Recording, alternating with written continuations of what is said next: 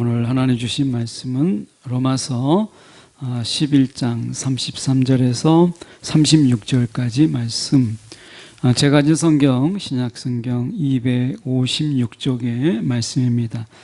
33절로 36절까지 말씀 제가 봉독해 올립니다. 깊도다 하나님의 지혜와 지식의 풍성함이요 그의 판단은 헤아리지 못할 것이며 그의 길은 찾지 못할 것이로다.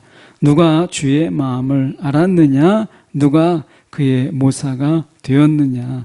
누가 주께 먼저 드려서 갚으심을 받겠느냐? 이는 만물이 주에게서 나오고 주로 말미암고 주에게로 돌아감이라. 그에게 영광이 세세에 있을지어다. 아멘. 오늘 이 말씀 가지고 아무도 할 수 없는 일이라는 제목으로 함께 말씀을 나누기를 원합니다.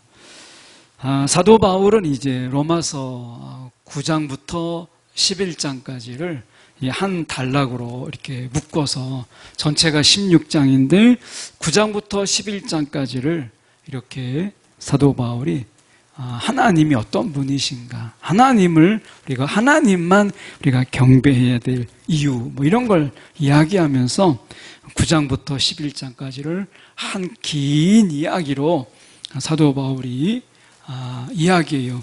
거기서 나와 있는 하나님, 약속을 하신 하나님은 결코 시건치 아니하시는 싱거운 이야기, 말을 했다가 그 말씀을 그냥 다시 거두시는 이런 시건치 아니하시는 하나님이시다. 말한 것은 반드시 행하시고 지키시는 하나님. 이런 하나님에 대한 이야기를 9장부터 11장까지 쭉 이야기하면서 오늘 본문에서 시건치 아니하신 하나님, 그리고 신실하게 이것을 행하시고 지키시는 하나님, 이런 하나님을 우리가 이야기해요. 그러니까 하나님이 어떤 분이신가, 우리가 믿는 하나님이 어떤 분이신가 라고 하는 것을 우리가 알고 싶으면 로마서 9장부터 11장까지 사도 바울은 우리가 믿는 그 하나님에 대해서 자세하고 또 상세하게 이 9장부터 11장까지 실어놨어요. 이게 이제 마무리의 이 장이에요. 하나님께서는 우리 가운데 너무나 쉽게 표현할 수 없는, 그래서 사도 바울도 그렇게 표현력이 좋고 그렇게 신학적 깊이가 있는 이런 사도 바울조차도 그는 표현의 한계를 경험하게 돼요. 그래서 지금 우리가 33절의 말씀에 보면 깊도다 하나님의 지혜와 지식의 풍성함이요 그의 판단은 헤아리지 못할 것이고 그의 길은 찾지 못할 것이로다. 결국 하나님을 우리가 계속 알아가다 보면 우리가 결국 하나님을 다 알지 못하는 어느 지점에 이르게 되고, 하나님의 그 깊이와 그리고 하나님의 그 넓이를 다 알 수 없구나 하는 것을 깨닫게 돼요. 근데 저는 여기서 사도 바울의 이러한 고백을 우리가 보면서 하나님의 그 깊으심과 그 하나님의 그 넓으심을 우리가 하나님을 찾으면서 하나님이 여기까지도 하나님이 지혜가 있으시고 하나님이 여기까지도 다 내다보시는 하나님의 이 놀라우신 계획, 이것을 우리가 얼마나 경험하고 살아가는가 이런 생각이 들었어요. 너무 밋밋한 하나님, 우리가 뻔한 하나님, 그리고 우리가 그냥 한두 수 바라보면 하나님은 이렇게 하실 거야 라고 하는 하나님, 우리가 우리의 생각으로 생각할 수 있는 하나님, 이런 정도의 하나님만 우리가 경험하면서 살아가고 있는 건 아닌가 하는 생각을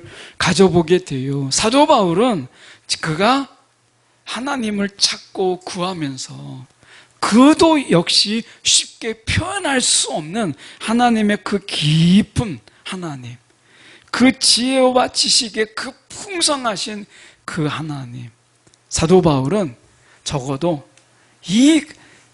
그 끝을 알 수 없지만 그 깊이, 사도 바울이 하나님이 이렇게 깊으신 하나님이시구나 라고 하는 것을 적어도 그 근처까지는 갔다는 거예요. 그 깊이를 다 알 수 없지만 자신의 한계를 경험하고 하나님의 깊으심을 내가 깨닫지 못하지만 내가 아는 것은 이 정도고 나의 지식은 이 정도인데 하나님의 깊으심을 내가 다 알 수 없구나 라고 하는 어느 지점, 사도 바울은 거기에 이르렀다는 거예요. 거기까지 갔다는 거예요. 그러니까 사도 바울은 지금 자신의 생각으로만 33절을 쓴 게 아니라 사도 바울은 이런 하나님의 이런 경험과 하나님의 그 체험 속에서 하나님을 간절히 찾는 중에 내가 깨닫지 못하는 하나님의 지혜, 하나님의 지식, 그분의 판단이 있구나 라고 하는 것을 경험으로, 하나님을 만난 그 체험으로 사도 바울은 기록하고 있다는 거예요. 참 부러운 이런 모습이잖아요. 사도 바울이 이렇게 깊이까지 하나님을 경험하고도 내가 그분의 깊이를 다 헤아릴 수 없다라고 하는 이 지점, 우리가 여기까지 이르렀다는 거죠. 그에 비해서 우리의 신앙을 한번 생각해 보려고 해요. 우리의 신앙이 너무나 피상적인 그런 하나님, 우리는 하나님이 정말 지혜와 지식이 풍성하다고 하지만 하나님의 지혜의 그 풍성함을 얼마나 경험하고 살아가는가, 그 기다림, 하나님의 그 풍성함을 우리가 경험하기 위해서는 우리가 이해할 수 없는 일이 우리 가운데 있잖아요. 그 판단을 헤아리지 못하는 그런 순간 속에서 하나님의 일하심을 다 알지 못하지만 그러나 인내하면서 때로는 기다리면서 그렇게 믿음으로 우리가 다 알 수 없지만 그 기다림이 있어야 되는 거잖아요. 이런 시간들이 없이는 고백할 수 없는 본문의 절이에요. 이러한 사도 바울의 경험이 없이는 이것을 말할 수 없는 경험에서 나온 사도 바울의 고백이라고 하는 것이죠.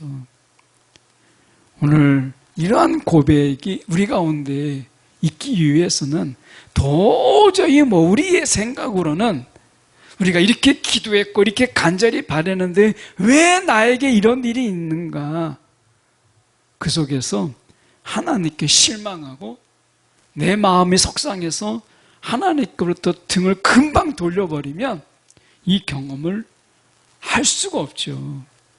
내가 생각지도 못한 사도 바울을 보세요. 복음을 전하다가도 거반 죽을 뻔했고 채찍에 맞은 게 여러 번이었고 감옥에 갇혔고 우리가 예수의 흔적을 가진 사단의 가시를 가진 그 속에서 하나님께 기도했지만 내 은혜가 족하다 하나님의 거절을 경험했던 사도 바울, 다 이해할 수 없지만 그러나 하나님을 의지하고 하나님을 바라보고 그리고 하나님의 나중에 말씀하실 하나님, 내가 지금은 깨닫지 못하지만 내가 깨닫게 하실 하나님을 바라보면서 사도 바울이 경험한 고백이죠. 오늘 우리가 너무나 쉽게 하나님을 포기하는 거예요. 너무나 쉽게 하나님을 단념하는 거예요. 하나님을 찾고 구하는 일에 너무나 쉽게 중도에 포기해버리는 우리의 모습이 있지 않아요? 하나님을 간절히 찾을 때 금방 쉽게 우리가 포기해버려요. 이렇게까지 기도했는데 보면 우리의 기도의 시간이 사실은 기도의 분량이 다 채워지기도 전에 몇 번 하다가 그냥 말아버리는 이러한 신앙으로는 이 깊이와 이 풍성함을 우리가 어떻게 알 수 있겠어요? 알 수가 없죠. 34절의 말씀에 보면 누가 주의 마음을 알았느냐? 누가 그의 모사가 되었느냐? 라는 이 말씀이 있어요. 주님의 마음도 모르면서 어떻게 주님과 의논의 상대, 이 모사가 지금 그거잖아요. 어떻게 모사가 될 수 있는가? 하나님과 의논의 상대가 될 수 있는가? 하나님의 마음도 알지 못하면서. 여러분, 우리가 내 마음을 하나님 알아주세요 라고 하지만 정작 우리는 하나님의 마음을 알고자 하는, 그리고 하나님의 마음을 궁금해하는 이런 우리의 마음은 그렇게 크지 않았잖아요. 항상 하나님 나를 봐주세요. 내 마음이 주님 알아봐 주세요. 내 마음을 봐주세요. 이런 이야기는 많이 하지만 사도 바울, 주님의 마음을 알고자 사도 바울은 끊임없이 주님의 마음을 구하잖아요. 오늘 우리가 내 마음 봐주세요. 내 마음을 아시죠? 이렇게만 했던 우리가 사도 바울처럼 주님의 마음을 안다, 이렇게 우리가 고백할 수 있는 시간들이 얼마나 될까, 이런 생각을 해봐요. 야, 내가 주님의 마음, 그것을 헤아려 보고 그것을 알고자 하는 마음들이 얼마나 있었나 하는 생각을 가져보게 돼요. 사도 바울은 적어도 주님의 마음을 구하고, 이 땅에 오신 예수님을 보십시오. 그가 그렇게 피곤한 가운데서도 새벽 미명에, 그리고 그렇게 사역하고 막 지친 가운데서 혼자 떨어져서 기도하신 그 이유가 무엇이겠어요? 끊임없이 내 생각, 내 마음이 아니라 하나님 아버지의 그 생각을 놓치지 않기 위해서 그렇게 새벽 미명에 가장 피곤하시고 가장 사역을 많이 하신 주님이 가장 늦게까지, 가장 먼저 일어나서 하나님을 찾고 구했던, 그분의 마음을 구했던 예수님, 사도 바울도 이 열심과 이 열정으로 하나님을 찾잖아요. 오늘 우리가 하나님 내 마음을 봐주세요라고 하는 열심은 있지만, 우리가 하나님의 마음을 알고자 하는 열심, 이 열심이 과연 우리 가운데 얼마나 있는가. 물론 그렇다고 해서 사도 바울이 내가 주님의 마음을 다 안다 이렇게 말하지 않아요. 누가 주의 마음을 알았느냐, 모른다는 거죠. 그 깊이를 어떻게 알 수 있겠어요? 사도 바울도 그 한계를 이야기해요. 35절도 마찬가지죠. 누가 주께 먼저 드려서 갚으심을 받겠느냐. 하나님 앞에 우리가 담내로 드릴 수 있는 자가 누가 있느냐라는 거예요. 우리가 은혜를 갚고자 하나님의 은혜를 내가 갚겠다, 이런 이야기하지만 과연 하나님의 은혜를 갚을 수 있는 자가 누가 있어요? 다 모든 것이 이미 하나님께로부터 왔는데, 다만 우리는 하나님의 은혜를 갚을 수가 없죠. 하나님이 또 갚으라고 말씀하시지도 않으세요. 다만 우리가 하나님께 받은 거 이웃에게, 형제에게 흘려보내라 말씀하지 않습니까? 오늘 사도 바울 빚진 마음으로 이렇게 얘기했잖아요. 빚진 마음으로 오늘 우리 가운데 하나님의 이 은혜를 어떻게 다 갚을 수 있겠어요? 그래서 사도 바울도 갚을 수 없다는 걸 알기 때문에 빚진 마음으로 복음을 전하고, 그리고 그가 그렇게 많은 모욕과 그리고 채찍에마저도 그가 전하지 않을 수 없다, 이런 거룩한 부담으로 전하는 걸 보게 되잖아요. 그러니까 사도 바울은 다른 사람보다 내가 얼마나 더 열심히 살았는가, 내가 다른 사람보다 얼마나 하나님을 더 사랑하는가, 내가 다른 사람보다 얼마나 넓은 지역, 얼마나 많은 지역에 다니면서 내가 교회를 얼마나 많이 세웠는가, 내가 저들보다 얼마나 더 많이 세웠는가, 사도들보다 내가 얼마나 더 많은 자를 전도시켰는가, 이런 거 상대적으로 다른 제자들, 늘 사도성이 의심받았던 사도 바울은 12 제자들과 비교하지 않았어요.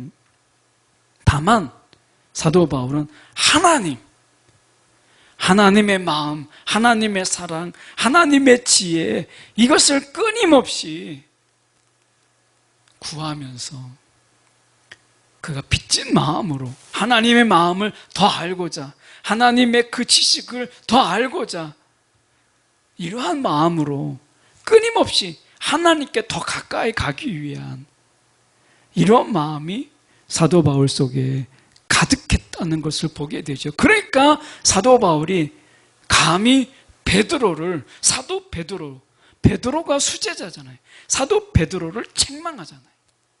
그를 꾸짖어서 깨닫게 하잖아요. 이게 어디서 나왔어요? 이 영적 권위가 하나님을 끊임없이 찾고 구하는 데 있었던 것이죠. 비교하는 데 있지 않았고, 베드로와 끊임없이 비교하면서 그렇게 할 수 있었던 것이 아니었잖아요. 그래서 마지막에 우리가 36절에 우리가 보면 결국 이렇게 사도 바울은 이야기합니다. 이는 만물이 주에게서 나오고 주로 말미암고 주에게로 돌아감이라. 그에게 영광이 세세에 있을지어다 라고 이야기해요. 결국 모든 것이 우리가 하나님께로부터 나왔고 하나님의 보살핌으로 보존되고 이제 하나님의 영광을 위해서 다 존재한다 라는 거예요. 그러니까 우리는 하나님께로부터 나왔어요. 그리고 하나님이 우리를 지켜주고 계세요. 그러면 오늘 우리의 존재는 하나님의 영광을 위해서 이거예요. 모든 것이 다 하나님께로부터 나왔고 이제 하나님의 보존하심으로 우리가 보존돼요. 그리고 우리의 존재는 이제 하나님의 영광을 위해서 우리가 존재하는 것이죠. 오늘 내가 어떤 이름을 좀 얻기 위해서, 내가 세상에 명성을 좀 얻기 위해서, 사람들의 칭찬을 받기 위해서 사도 바울은 이런 데에 초점을 맞추지 않았어요. 오직 사도 바울의 삶은 하나님께 그 놀라우신 그 하나님께 영광을 올릴 수 있다면 나의 존재는 그것으로 만족한다. 사도 바울의 고백으로 끝나요. 그리고 아멘 하죠. 오늘 우리의 삶도 세상 속에서 조금 박수받고 세상이 좀 알아주고 야 세상 사람들 속에서 야 내가 누군지 좀 더 우리가 명성을 얻는 것, 이게 무슨 의미가 있겠어요.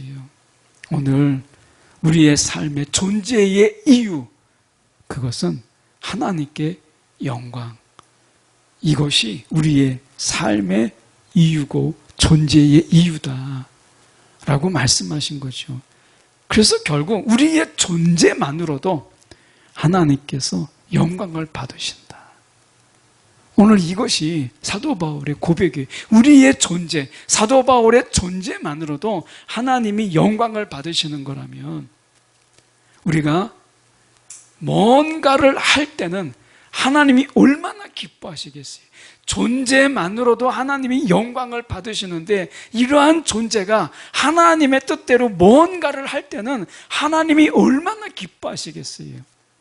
그런데 뭔가를 하려고 하는 이것보다 잊지 말아야 될 것, 나의 존재만으로도 하나님께 영광이다. 이 사실을 놓쳐버리면 자꾸 내가 하나님께 인정을 받기 위해서 뭘 해야 될 것 같은 거에서 쫓기게 돼요.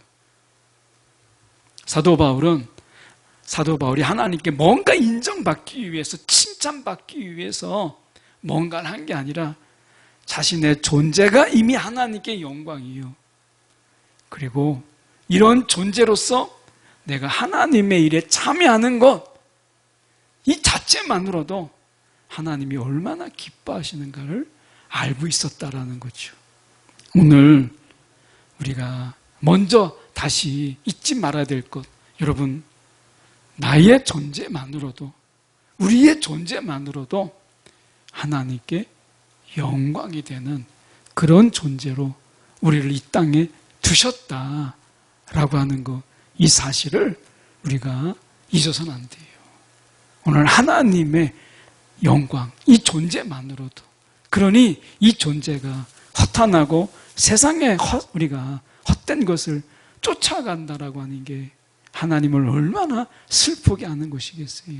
오늘 우리의 존재에 대한 분명한 이러한 이 의식을 갖고 분명히 하나님 안에서 영광된 존재임을 잊지 않는 저와 여러분이 되기를 간절히 소망합니다.